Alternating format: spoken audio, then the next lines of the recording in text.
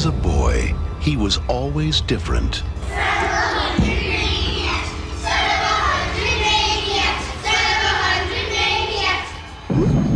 No one understood him. You ready for it, boy? It's time to take your medicine. Thank you, sir. No one could control him. Go inside, honey. But now, it's a new beginning. The beginning of the end for Freddy. Every town has an Elm Street.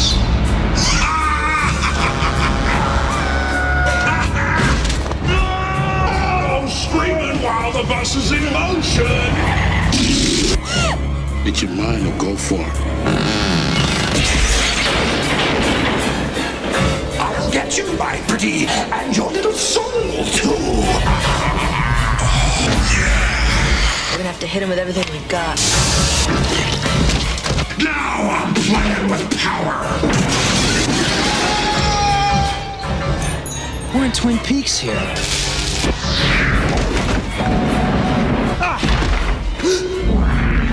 It's gotta be me and him. You want to live?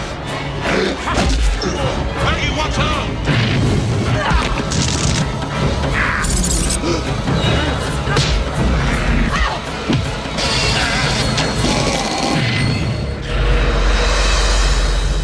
What's with kids today, huh? Freddy's dead. The final nightmare. Great graphics. They saved the best for last.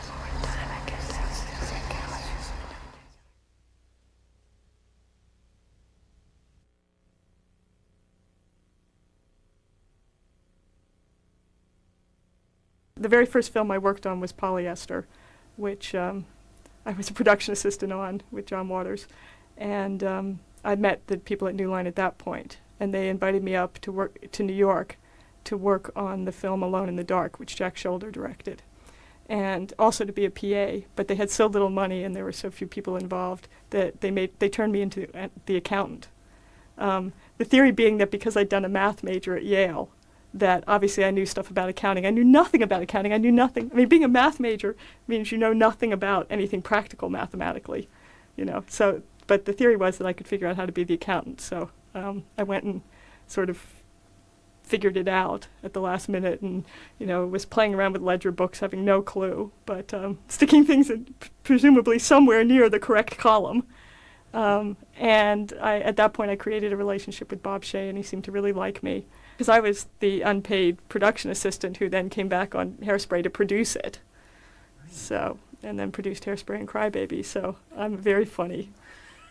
I mean, it's the two part of my growth process. It's like half of my reputation is Nightmare, and the other half is the John Waters films.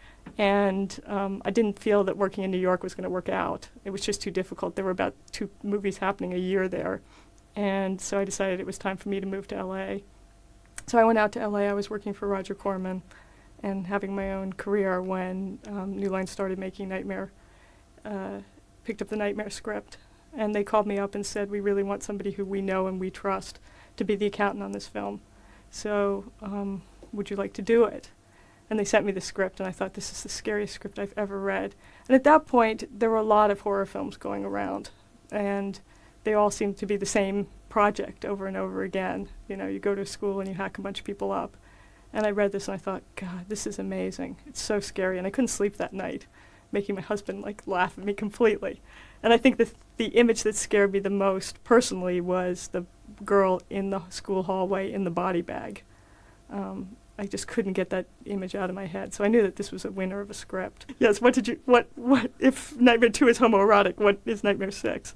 In terms of my directing the film, I had decided that this is something I really wanted to do. I had worked with enough directors and been producing long enough that I had such a passion for the project. And I had just come off producing the film Book of Love, which Bob Shea had directed. And I thought, well, now's the time. If he, it's hard for him to say, I can be a first-time director, Rach, but you can't. And I thought, well, I've got to do everything I can to get the ammunition together to say, you've got to let me do this.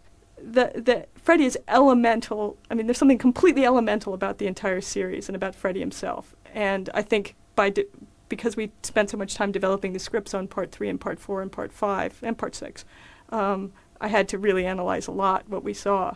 And I think, first of all, your dreams are just completely elemental, and somebody where the blurring between dreams and reality is terrifying. And I think that's just elemental for everyone, because when you have a scary dream and you don't know what's true and what isn't, that's just completely elemental. So the concept of Nightmare was absolutely brilliant. And then what we were doing to take it to the next level, and I think Chuck and Frank started it with Nightmare 3, was bringing out some humor and some accessibility and turning the movie more into a date movie in addition. So you've got your what's dreams, what's reality, really, really scary stuff.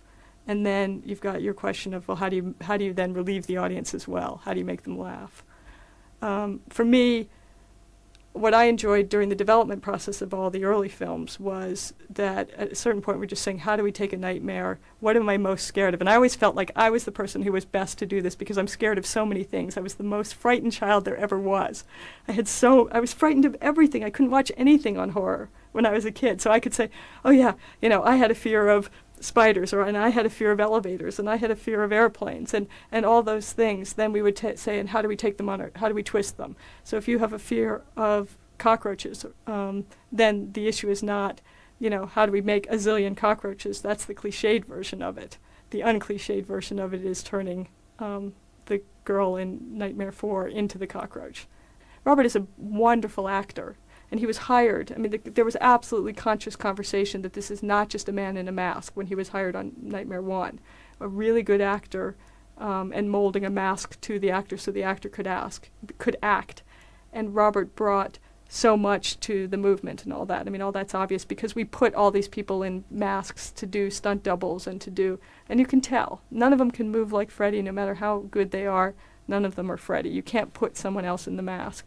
They just aren't Freddy. When I was working with Johnny Depp on the half day that he did his cameo, and I had asked Johnny personally, will you do this for me? I just worked with him on Cry Baby, and I'd worked with him on Nightmare 1. So, and it seemed like a perfect job for him to parody himself by doing a public service announcement, and he was totally into it. But even talking to him, I was terrified. And I remember saying to him, just be dripping with teen sincerity, and him looking at me like, what the hell do you mean? And I'm thinking, oh God, what else can I say? This is terrifying. I think some of the fear factor is, what I've learned in directing a lot more now is just, how to communicate with the actors without being frightened of them. And the minute they get scared, then you're, and I was frightened of, working with Roseanne Arnold, working with Tom Arnold, who was had no experience and was just this huge, he's just huge, larger than life character. And trying to take somebody like that and bring them down while you feel like, I don't know do I know how to do this? And do I have a strong enough point of view? And I could have used more experience from that point of view. And if you'd asked me in those days that this would become my life for the next 6-7 years, and that there would be 7 of them and I would work on 6 of them, and I would have told you, you're out of your mind.